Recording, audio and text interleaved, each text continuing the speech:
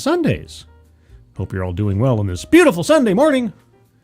It's still a little overcast out, and it'll brighten up, I'm sure. It'll be fine. I got a busy Sunday ahead of me. Between this show, I'm also hanging out with Sister Scribe later on, going on our bi-weekly sort of grocery store hangout run, which will be nice. I'll have the chance to video call our parents and say hello a bit there, too. Anyway, that's just what I'm up to. What are you guys up to today? Well, you're watching me, apparently. And who is watching me? Why, that would be the Alexandier. Good morning. Old Guy Gamer. Good morning to you. Walter Tomaszewski. Good morning. Good, funny Sunday morning, Scribe. Have you considered posting excerpts from any of your Sunday or Thursday streams and calling them Scribe Light? Or Scribe Light? It has been suggested that I post clips or shorts of TEDx's and so on and so forth in the past. Every time I've attempted to do it, it's not a technological thing. It's like, but if I clip this one part, it makes no sense without the context of the rest of the stream. So how do I fit in the context of the... If I had a co-host and we had some kind of funny moment or something, maybe, but like when I'm talking about a story or reviewing a TEDx, I suppose I could whittle it down to one WTF moment. Now that I think about it, that might be the easiest way to do it, if I just sort of make shorts out of the WTF moments alone, because somebody says something completely ridiculous, and that's all the context you need. Maybe I'll try that. Tell you what, I will try that soon. I think we had one with the gender lady. I'll see what I can do. It's an idea that's come up, and I'll try. I'm open to new things.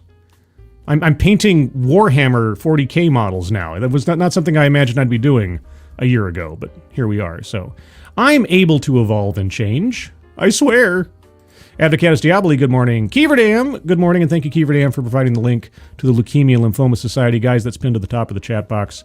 If you can take a look at that when you have the opportunity. If you have the ability to donate, please do so.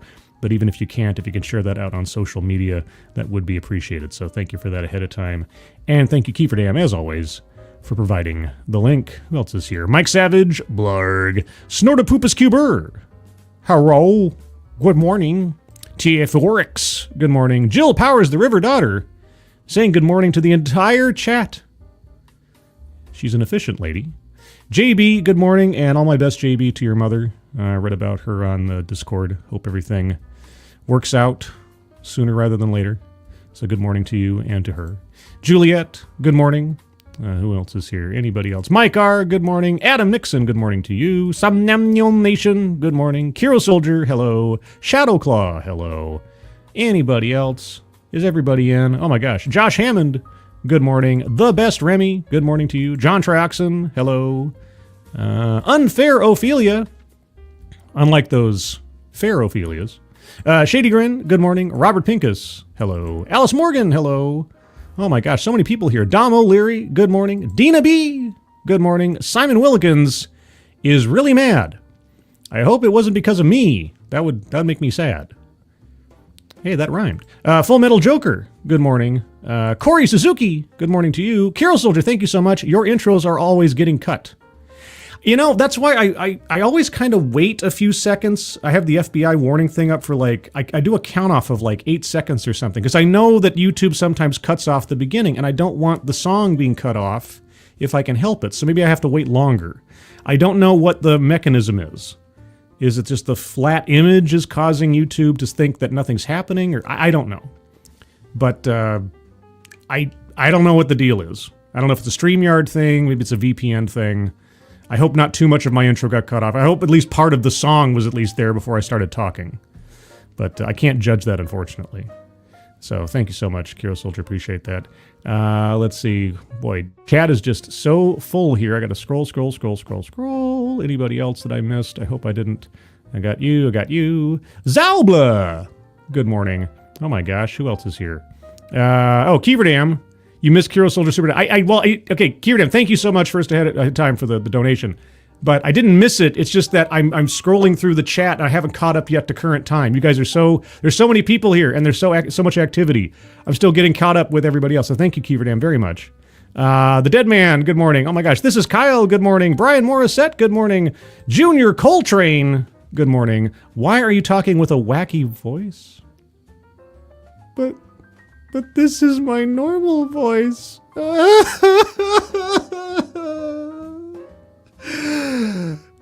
I could talk like this if it makes you feel better. Fallen Angel to Lynx, good morning. Oh my gosh. Tyr Alexander, The Scourge, good morning. Darren Root, good morning. Oh my gosh. Your internet's favorite lunatic. I'm spoiled with so many people here today. Okay, I think I've gotten everybody. If I've missed you, if you're lurking, if you're in the future, I hope to say hello to you later when I see you on here. But we do have a lot of stories to get to, and I have a sister scribe out in the not too distant future that's going to be showing up here. So let's get into our first story. This is actually something that I was looking forward to hearing an update about for the last several months. And here we are. The Menendez case. The DA withdraws request to reduce brother's sentence. So I've done a couple of streams on this, and I've got a couple of friends do streams on this.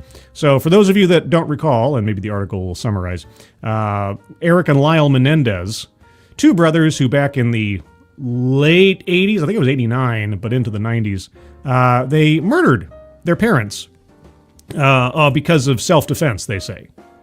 Even though they were sitting on a couch, probably asleep, completely unarmed, and they tried to frame it around a mob hit. They tried to lie about it. They tried to take their parents' money and just sort of live the high life without actually having to earn it. You know, kid stuff. Anyway, they got put on trial. I mean, I'm summarizing things a lot, but they got put on trial eventually and both went away for life in prison. There had been an effort to try to reduce their sentences on the basis that, oh, really, they were victims of abuse. They can't be held to the same standard as regular people because they were abused. That they said. Like, the only evidence that there ever was that they were actually abused in any meaningful way. And by meaningful way, I mean, you know, I was spanked when I was a kid. I was yelled at when I was a kid. These things happen. They're not necessarily grounds for, you know, murder, obviously. But the only source that ever existed that they were abused in such a way that would cause the kind of psychological trauma they kept trying to give an excuse for was them. But anyway, there was a possibility late last year that they might let him go. They might say, time served, effectively. You've served enough time, you can go because you were victims of abuse. And that was under one district attorney, and then an election happened, and then we are where we are. Before I get to that, Keeverdam, thank you so much. Of course I screwed up. No, you didn't screw up, Keeverdam. You did not screw up. You did not screw up. There was no screw up. The stream started with me in mid-sentence.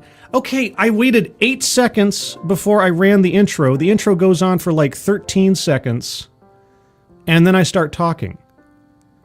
Okay, well that ticks me off. I apologize, everybody. You know what? I'm gonna... Hold on. JB, thank you so much. In hilarious news, the film Goyokin, it turns out, has a scene where a samurai loses his wife's chest to warm his hands, or uses his wife's chest to warm his hands after fighting during winter. That would be the best hand warmer. I'd say that's probably the best hand warmer. So kudos to that samurai. And thank you, JB. Appreciate it. Okay, you know what? I apologize, guys. I'm going to back up a little bit, because I think everybody needs the opening song, at the very least. So if I've been cut off, it wasn't my doing. I don't know what YouTube's doing or what else is going on, so...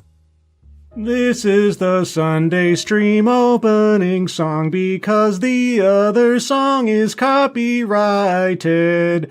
La la la la la la la la la la la. Oh look, here comes Dog Cat Fox. Hi, Sky. I almost felt like I was having a Lexi Mads moment there, restarting the stream effectively. So, apologies. That was not my intention. This is some kind of technical snafu. It happens once in a while. I don't know why. But anyway, so I'm starting over again, sort of. Anyway, Los Angeles District Attorney Nathan Hackman said Monday that his office will withdraw its request to reduce the sentences of Lyle and Eric Menendez, saying the brothers have not shown full insight into their crimes. The brothers are serving life without parole for the 1989 murders of their parents, Jose and Kitty Menendez. At a press conference Monday morning, Hackman said that the brothers have failed to acknowledge that their claim of self-defense was fabricated and thus have not taken responsibility for their crimes. The DA's office filed an 88-page motion seeking court approval to withdraw the resentencing request. I think it still becomes the judge's discretion, even if the DA withdraws it. I think the judge can still decide otherwise. Last October, District Attorney George Gascon came out in favor of reducing their sentences to 50 years to life, which would make them eligible for parole immediately. Gascon, a criminal justice reformer, a criminal justice reformer as in he slacked off all over the place and let the city run rampant with crime for his entire tenure, found that the brothers had been rehabilitated after 35 years behind bars. It couldn't be that selfish, narcissistic, egocentric murderers would be telling everybody what they want to hear to get a better deal, would it? Nah. The Menendez family has argued that new evidence supports the claim that the brothers were sexually abused by their father and that attitudes about abuse have evolved over the last 3 decades. Well, I'll grant you that. Attitudes about abuse have evolved over the last 3 decades. However, wanton shotgun murder of your sleeping parents doesn't. Judge Michael Jessic previously set a hearing on the resentencing request for March 20 through 21st. That hearing can still go forward on the judge's motion. The judge could also postpone the hearing date. Hackman defeated Gascon in the election in November. During the campaign, he was critical of Gascon's handling of the Menendez case, saying he was using the publicity to distract from his failures in office. And it sure looked like it too, because he decided to make this decision roundabouts the same time that the Netflix docuseries on Menendez came out, and also around the same time that Kim Kardashian took up the Menendez brothers as her personal crusade to get them out of jail. So, yeah, latching himself onto popular opinion and so on and celebrity around the issue was suspicious. Now, what was really interesting is that shortly after Gascon made his big announcement about submitting a filing to withdraw or to reduce the sentencing, my friend over at Latino Slant, Pauly, he got an exclusive one-on-one live interview with George Gascon. Like, it was just the oddest alignment of stars. Like, Pauly had a friend who was a lawyer, and he got in touch with the DA, and then Pauly's on a live stream with the DA. It was supposed to be a recorded interview, but there was a timing problem, and so it just happened live on the spot. And so you get Pauly interviewing the DA about the Menendez case. It was cool. You go over to Latino Slant and look up Menendez case. You'll probably find it there if you're curious. Yeah, Gascon, he was going to try to let these two out just for clout, basically, ahead of an election. Anyway, the brothers' attorneys have separately sought clemency from Governor Gavin Newsom in a trailer for his personal podcast, This is Gavin Newsom. Are you as excited as I am for the Gavin Newsom podcast? I can tell that you are. The governor announced last month that he had asked the state parole board to conduct a risk assessment, which would inform his decision about whether to grant clemency. In his presentation on Monday, Hackman drew a parallel between the Menendez case and the case of Sirhan Sirhan, the assassin of Robert Kennedy. Newsom denied parole to Sirhan in 2021. Hackman argued that in both cases, the defendants pose a, quote, unreasonable risk to public safety, unquote, because they have failed to show insight into their crimes. Hackman noted that the brothers suborned perjury, trying to get their friends to lie on their behalf at the trials. He also said the brothers have a pathway to accept responsibility for the lies they told in the wake of the crimes. The Menendez family issued a statement on Monday saying that Hackman is playing political games and is holding the brothers and the family hostage. In exchange for what? I mean, when you're holding somebody hostage, it's usually because you want something in exchange for their release. What exactly is Hackman holding out for? To these two guys that murdered their parents in the 80s. Okay, quote, they have apologized for their actions. Yeah, how's their credibility? Which were the results of Jose's sexual abuse and Kitty's enablement, the family said in a statement. So they said, quote, they have apologized for the horrific actions they took. Have they, though? They have apologized to us, and they have demonstrated their atonement through actions that have helped improve countless lives. Yet DA Hackman is effectively asking for them to publicly apologize to a checklist of actions they took in a state of shock and fear. A state of shock and fear. So it was a state of shock and fear where they went and bought the shotguns days ahead of the murders. A state of shock and fear where they go in there and they absolutely, just decimate the bodies and lives of their parents. It's a shock and fear where they go outside, reload, go back in, and shoot their mother again because she still wasn't quite dead yet. It was shock and fear that they tried to hide evidence. It was shock and fear that they told the police that they think it was the mafia that killed them. It was shock and fear that led them to spend their parents' money willy-nilly across all over the place in the days after the murders. Yeah, this was shock and fear, guys. All of it. All this is one long, extended shock and fear. It's sort of like long COVID. It's long shock. That's what it is. That's what all of that was. Long shock. Last month, Hackman opposed a new trial for the brothers, saying their claims to have uncovered new evidence of sexual abuse were part of a pattern of, quote, lies and deceit, unquote. The case captivated public attention in the mid-1990s. More recently, it has been the subject of a series of true crime documentaries.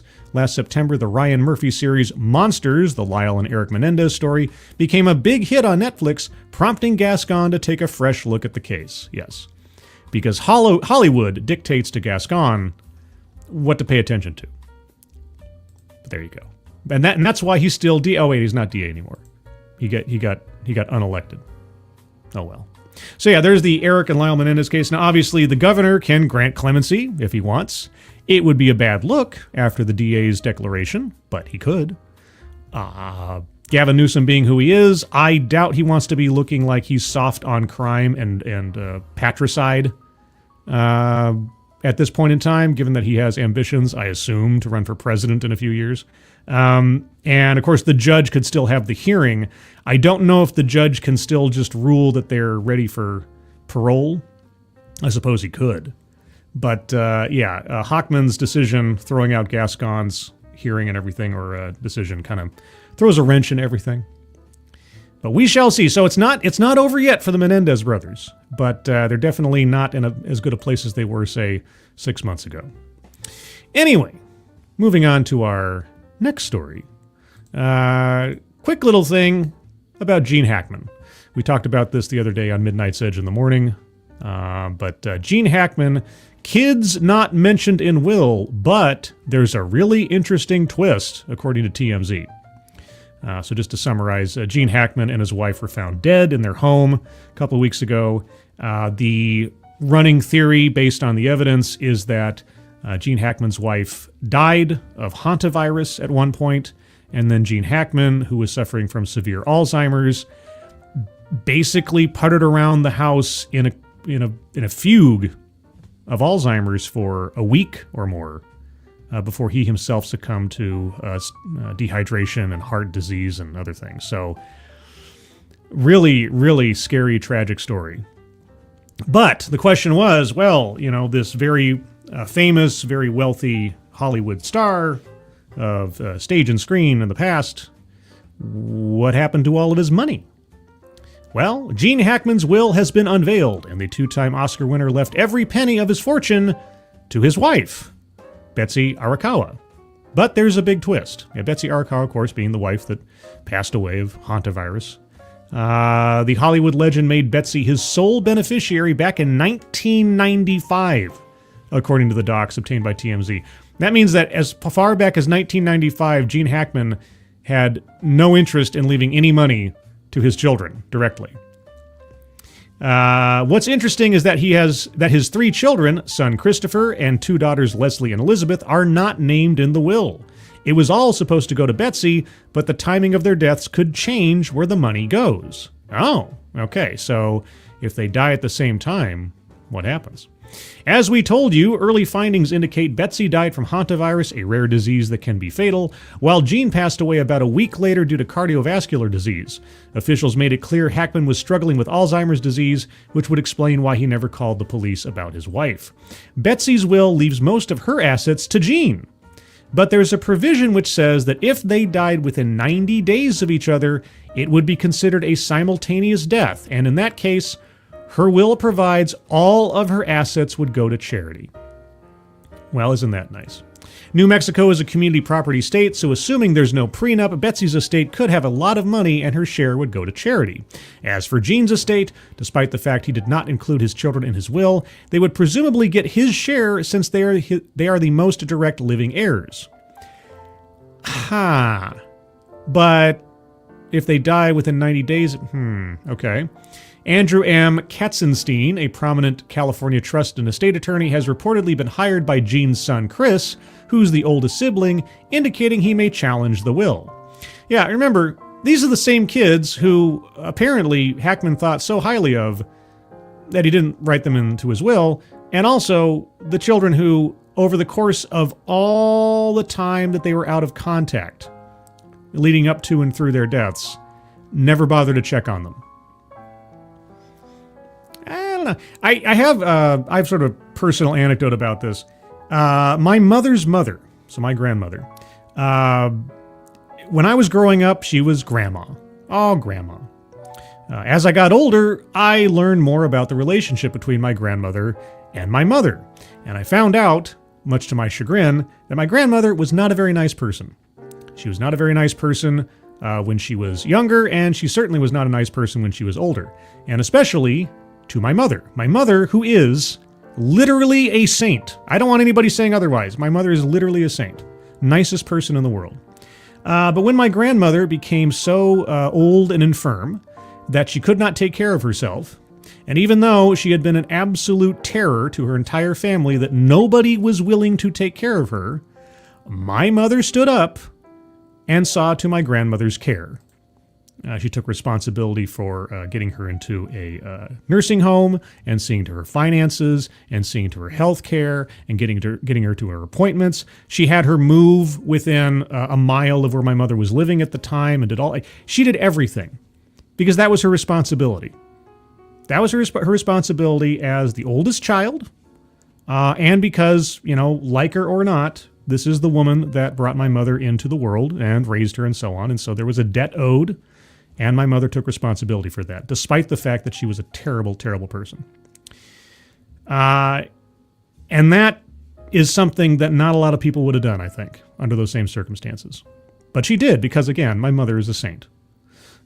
So even if someone is old and you don't like them all that much, but they are your family, I still think that there is an obligation there to see to their care and well-being regardless.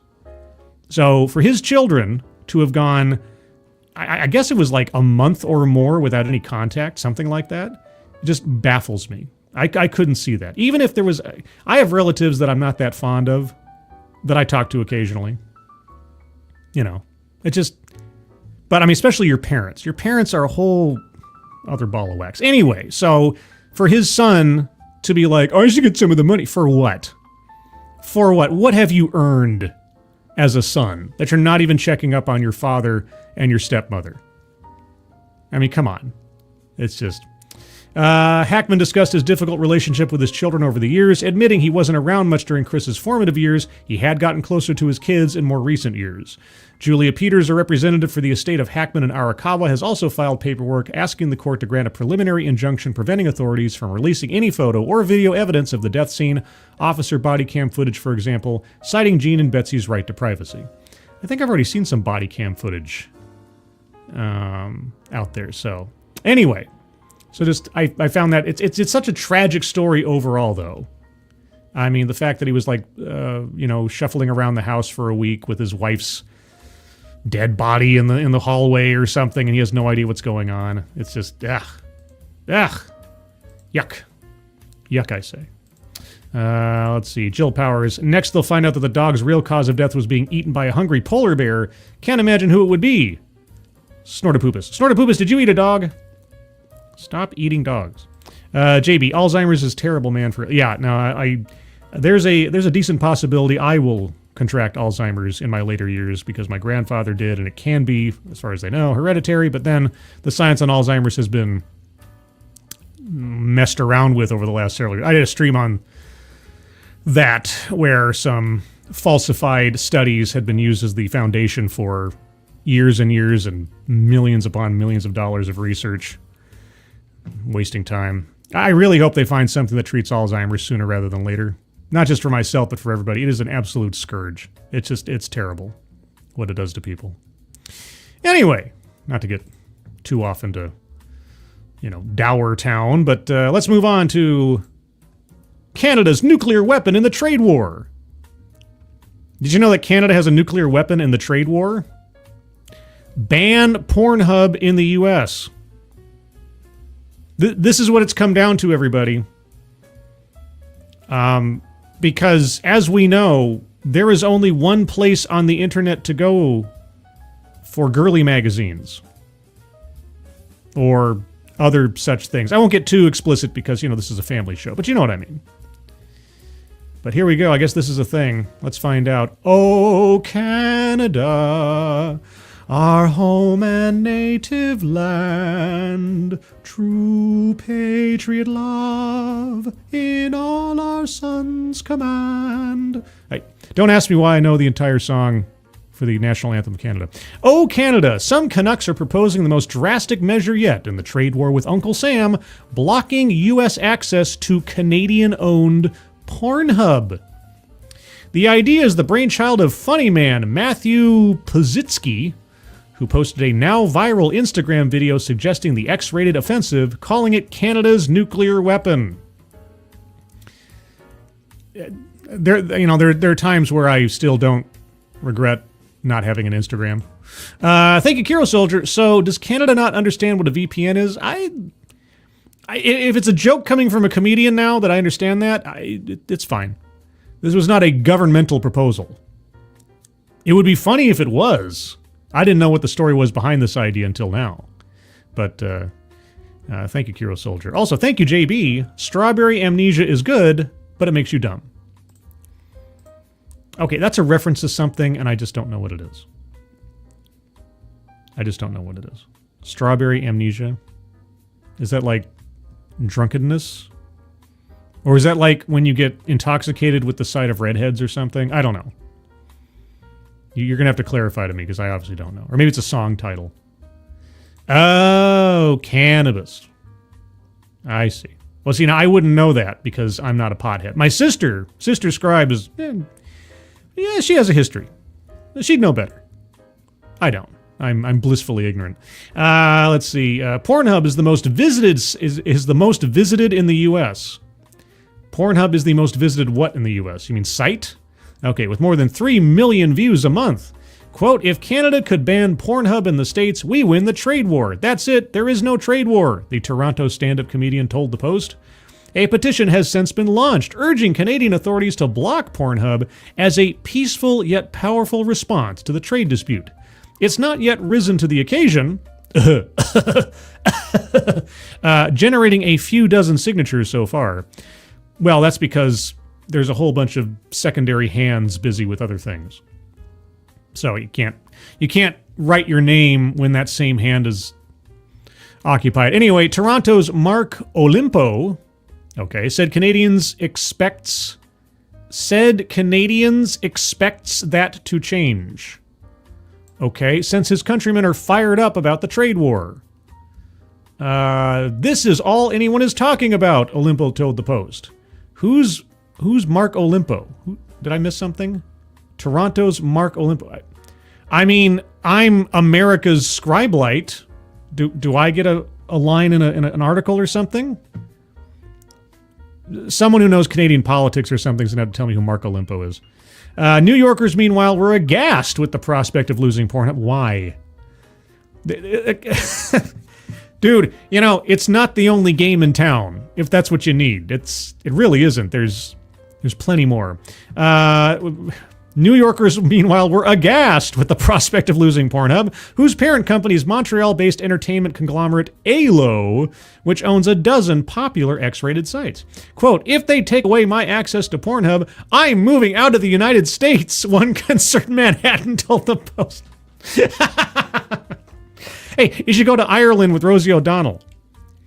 Quote, Canadians wouldn't do that to us, would they? Another asked. I thought they were supposed to be nice. Oh my gosh. It's a big move, continued the man, who warned that the drastic measure might be premature since trade talks remain ongoing. Let's not be hasty, Canada. Oh, that's nice. That's nice. Sure, do it, and see what happens. I think PornHub would be really unhappy real quick. Like, why are we being targeted like that? Jill Powers, don't threaten us with a good time. I know. Adam Nixon, as a Canadian, this is stupid. Well, it's a joke. It was a joke.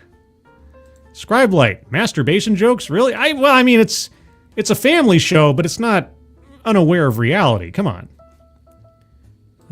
Never miss an opportunity to use the word dabbles. I know, dabble. Have you ever dabbled in this before? Well, there you go. There's our dose of politics for the day. Oh, wait, no, it's not our dose of politics for the day.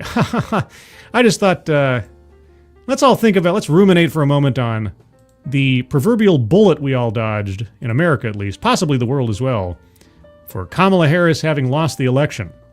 Because she's still being Kamala. Kamala Harris roasted for trying to tie love of Doritos to big tech innovation during AI conference. Well, your first mistake was inviting Kamala Harris to speak at a big tech conference on AI. Because the last person I would go to for any insight into technology or AI would be Kamala Harris. Well, I mean, it might also be like Franklin Delano Roosevelt. He might be actually worse because he wouldn't have any idea, but then he's dead. So anyway, former Vice President Kamala Harris was roasted for delivering another word salad, one of our favorite things over on TED Excellence, on a public stage after trying to tie the innovation of big tech to her love of nacho cheese Doritos during an artificial intelligence conference. Quote, Kamala just tried to explain innovation, and it is the dumbest thing I have ever heard, unquote, popular conservative X account End Wokeness posted to its account, accompanied by a clip of Harris. Just give me the quote. Where's the quote? Okay, Harris attended the Human X AI conference Sunday in Las Vegas, which was billed as Harris's, quote, first post-election address.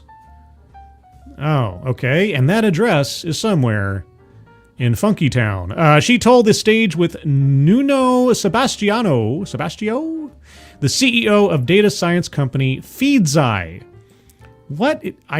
Okay, if you say so. Or Feeds AI? Is that supposed to be Feeds AI? Okay, Harris recounted that on the night of the Academy Awards, March 2nd, she had a hankering for nacho cheese Dorito chips and had them delivered to her house via DoorDash, according to clips of the interview on social media.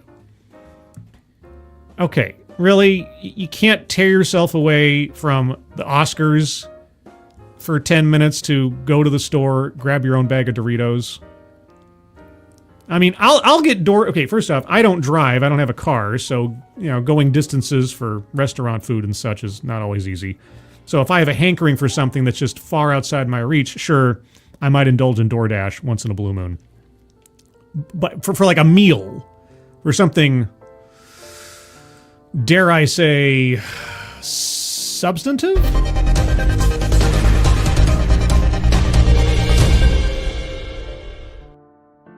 But for a bag of chips, really, just walk down the street to... Maybe she probably lives in some kind of like ritzy place that doesn't have any convenience stores within eyeshot or something. She'd probably actually have to drive somewhere.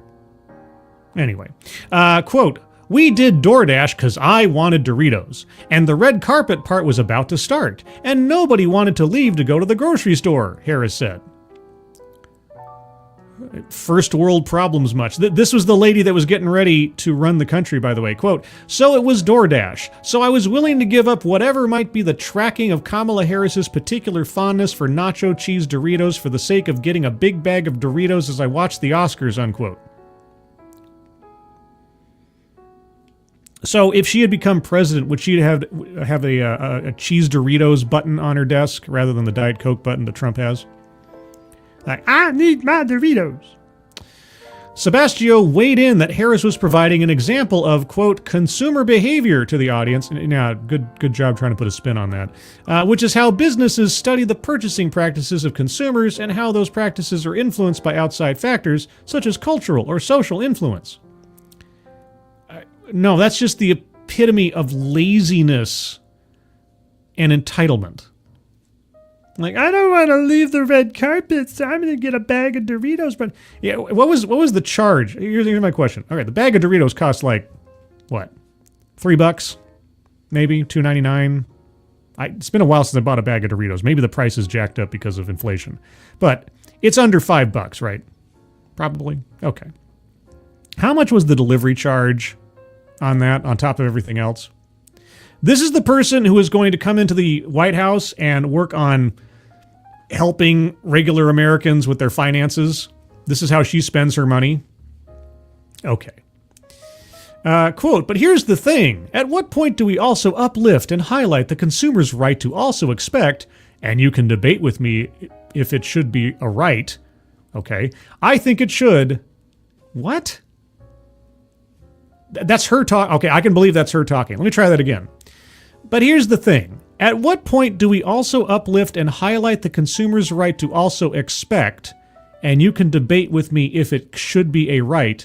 I think it should. To expect that the innovation would also be weighted in terms of solving their everyday problems, which are beyond my craving for Doritos, but about whatever.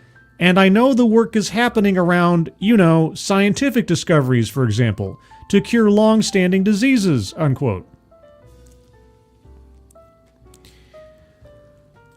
I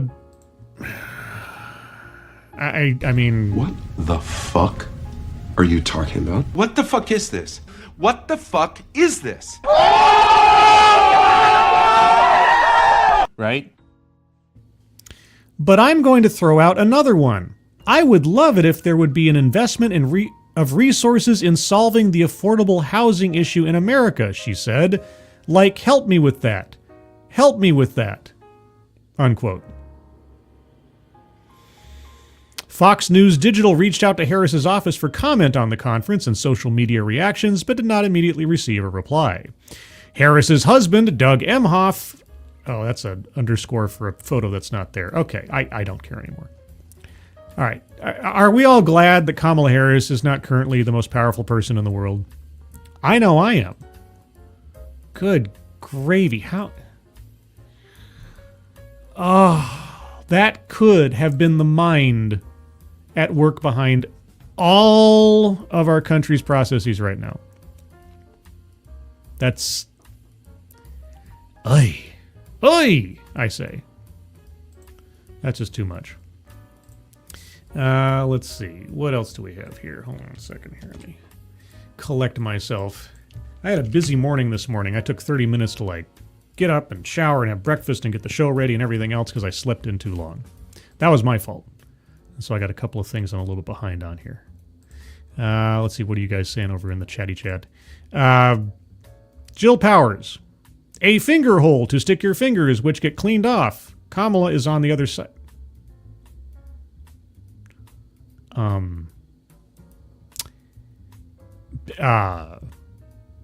Okay. That conjures a whole bunch of possibilities in my mind that okay.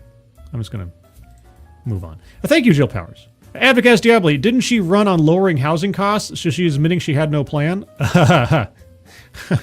Could somebody help me with that?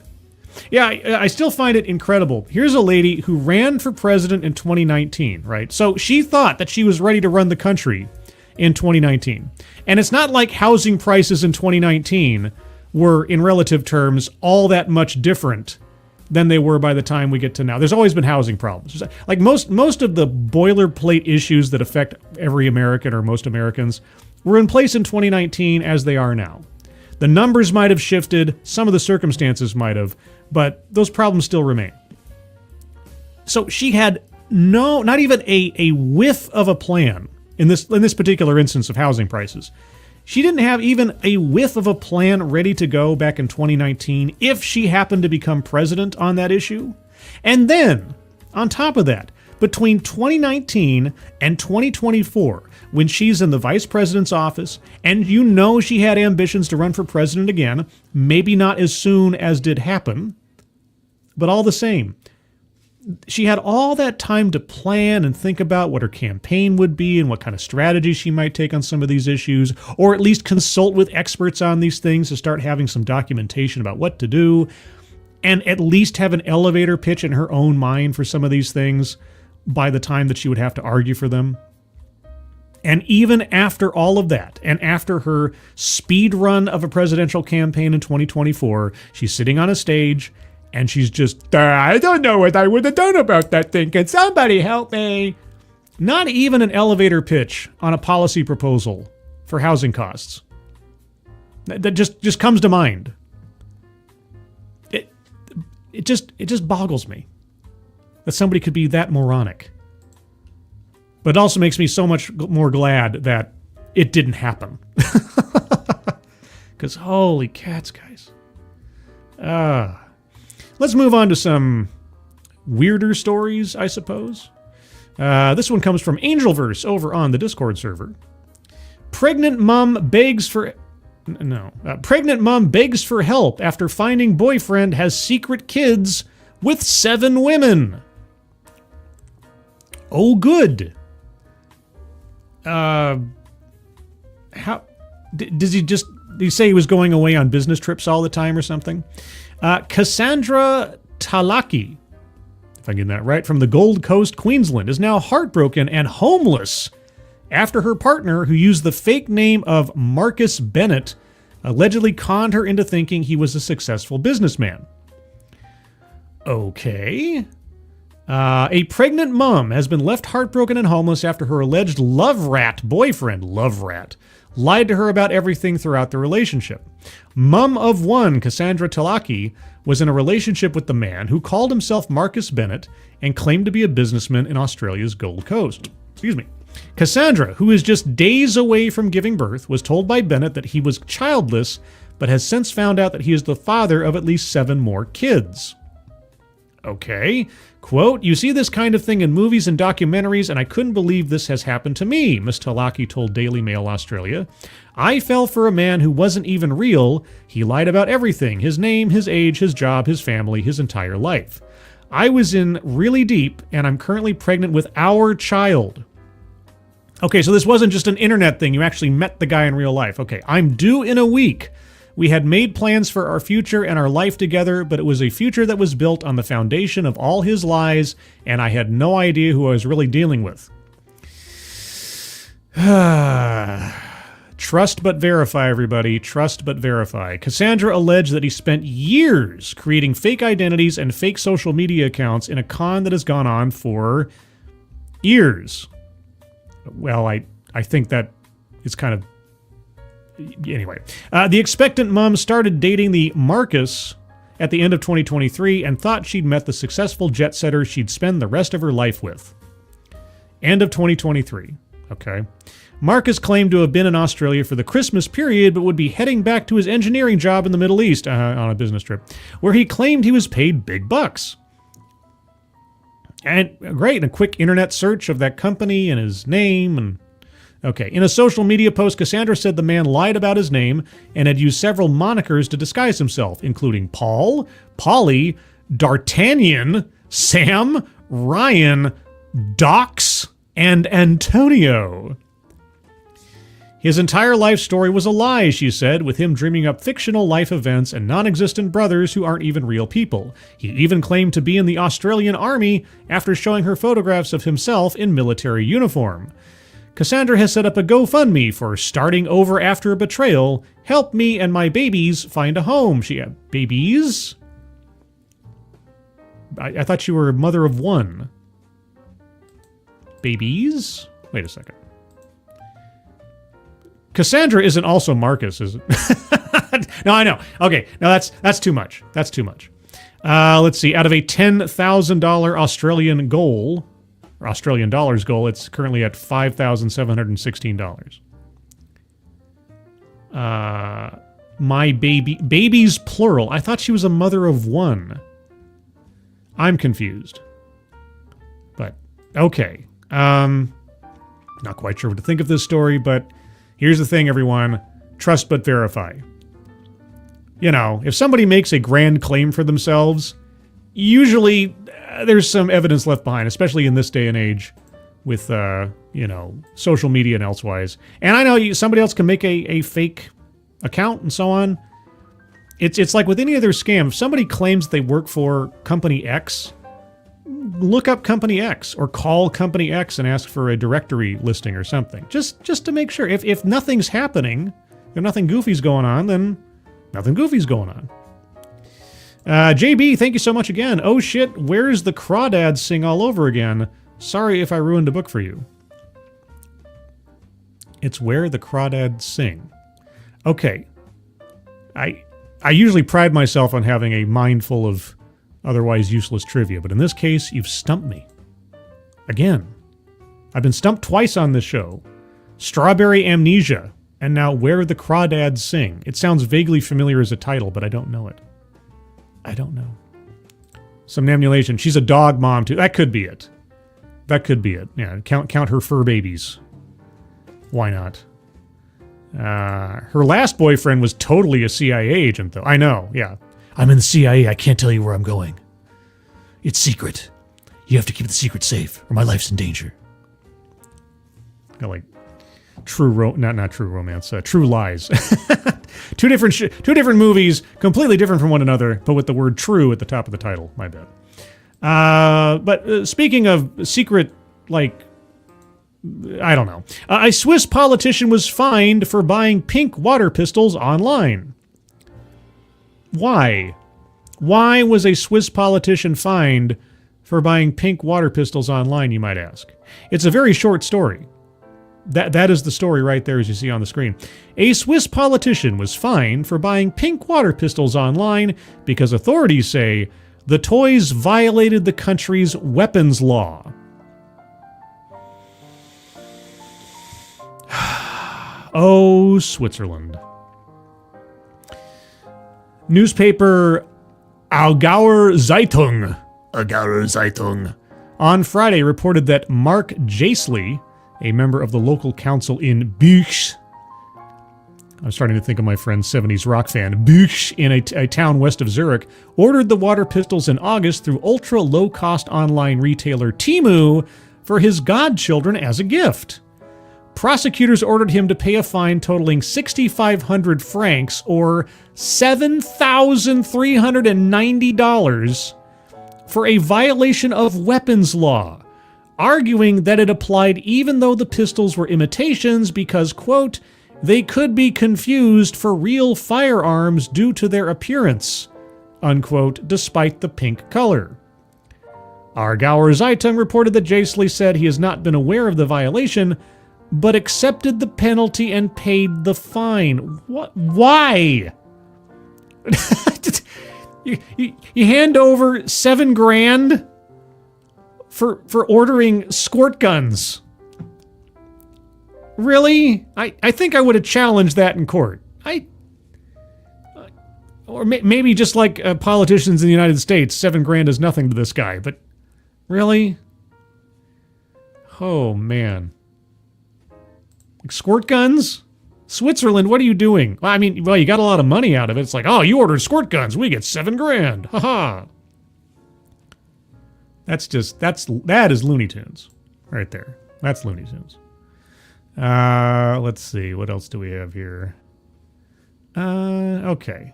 We'll do one more. I have to keep this show relatively short today because, again, Sister Scribe is visiting. This story comes to us from JB over on the Discord machine. Let's see about this. JB did warn this is an older story. It's, very old, but entertaining perhaps nonetheless. London agency helps newcomers cope with air show. Cope with air show, okay. Loud jets and fighter planes can be traumatic to people who have fled war. Well, I I got a tip. I mean, it might be a mild one, but if you have post-traumatic stress disorder because of like, I don't know, the sounds of airplanes or jets and things, maybe don't attend an air show. This is from 2018. Oh man, remember the halcyon days? The halcyon days before the last presidential contest and before COVID. Yeah. London's Cross-Cultural Learning Centre, or CCLC, is reaching out to its clients in an effort to prevent fear and trauma during this weekend show. The agency supports newcomers to the city, often from war-torn countries. Quote, "It can bring back a lot of traumatic events that happened in the lives of our clients in their previous countries," said Rifat Hussein, the settlement manager at CCLC. Quote, "A lot of times just the noise of the planes, especially if they're fighter planes, would send them into this panic mode and send them into survivor mode, and they go into the closest place where they can hide themselves and their families," unquote. Okay. The weekend air show features a wide range of aircraft, including fighter jets. One of them is the supersonic CF-188 Hornet, popularly known as the CF-18. So they just cut off one number and the name? Okay. Its twin engines generate enough thrust to lift 24 full-size pickup trucks off the ground, according to the website for the London Air Show. Have they ever tried that? That'd be a cool stunt, wouldn't it? If, like, you had the jet take off and try to pull 24 pickup trucks off the ground. That'd be great. A number of years ago, so 5 or 50 million? Okay. Staff at CCLC realized just how scary the aircraft can be for newcomers. Okay.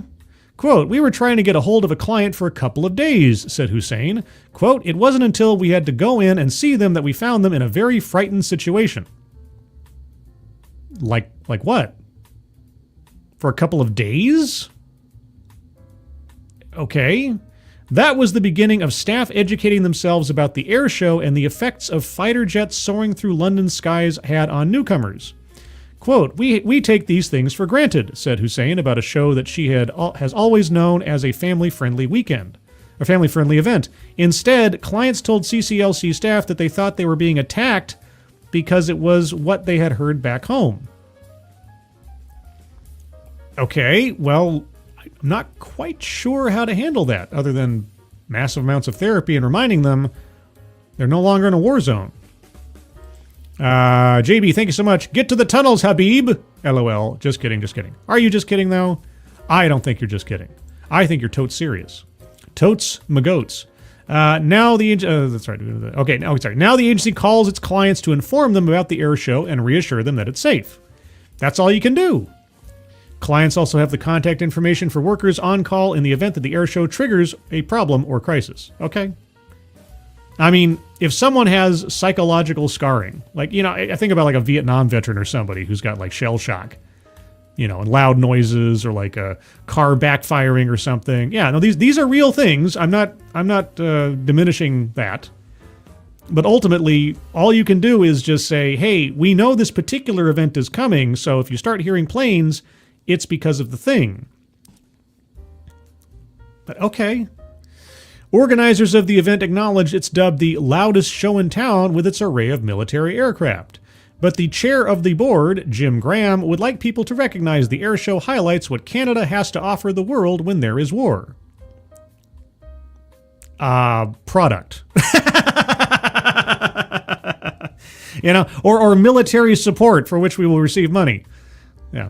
Quote, "What we are doing is showcasing the capabilities of the folks we're putting on the front line to go over and help out in those conflicts," said Graham. "The folks are going to be able to see the teams, the crews that will be going to the next zone of conflict to bring peacekeeping or whatever enforcement is required to settle international relations," unquote. Ultimately, Hussein encourages newcomers to attend the show to see it for themselves and even get to know the people who are flying the planes. But there's no pressure, said Hussein. I like how they spelled Hussein two different ways in the same section of the article. Is it A-I-E-N, or sorry, A-I-N or E-I-N? E-I-E-I-O. What we think is normal may not be normal for somebody else until they are ready for it to be normal.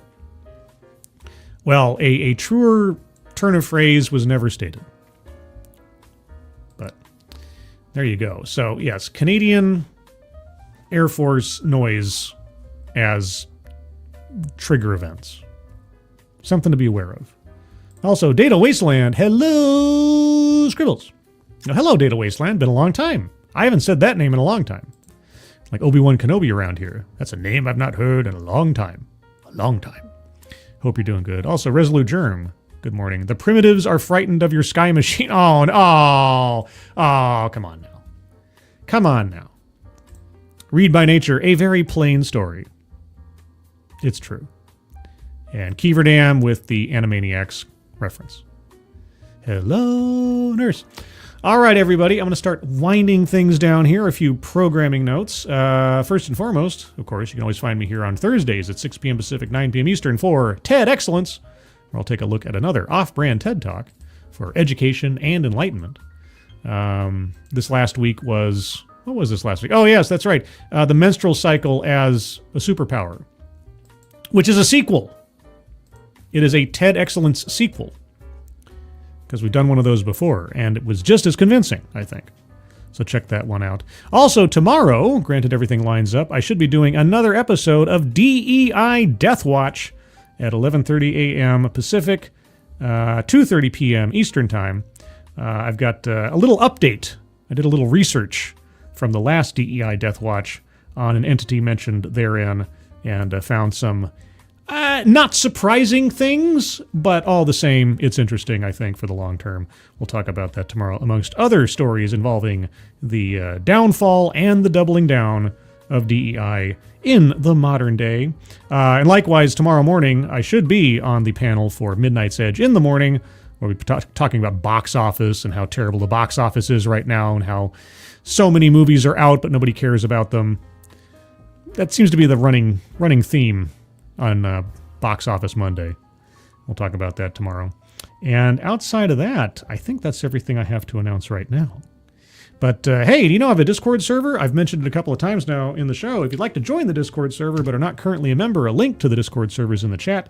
Just click on that link. You'll find yourself on the landing channel called Say Hello. And in addition to saying hello, you just have to say the secret word. Today's secret word, to tell me that you're not a bot, have watched the stream, and have thus earned the right, the entitlement, the privilege of joining the Discord server. Today's secret word is London, because it was part of the last story that I read, and it's the most forefront thing in my mind right now. Just say, hello, London, and I'll know that you watched the show. Beyond that, everyone, I want to thank you for joining me on this beautiful Sunday morning. Moderators, thank you for keeping an eye on things, even though everyone here is so well behaved. You have very, very little to do. But it's always nice to see so many people today. Holy cow, so many familiar names and so many people talking to each other and keeping each other company while we're welcoming this Sunday to the world. Nice to see you guys.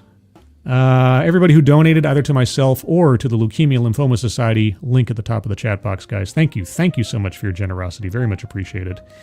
Elsewise, everyone, I'm going to go get ready to hang out with Sister Scribe and have a good morning with her. If you've got somebody you can hang out with today, please try to do so. It's always nice to spend more time with others than it is by yourself, unless you've got Warhammer figures to paint. Then you've got all the fun in the world you need. That's something that I'm doing now. I know it's weird. It's bizarre. But I'm enjoying it. I think I might be getting better at it. I don't know. Those of you who follow me on X will have to let me know. Those of you who are far better artists than I am, and I'm sure that you are, let me know on X what else I should be doing to correct my mistakes. But everyone, have a good rest of your Sunday. Hope you have a good week ahead of you. I hope you're all safe and well. If you're not well, please get well soon. And I'll see you on the next one. Take care. Bye-bye.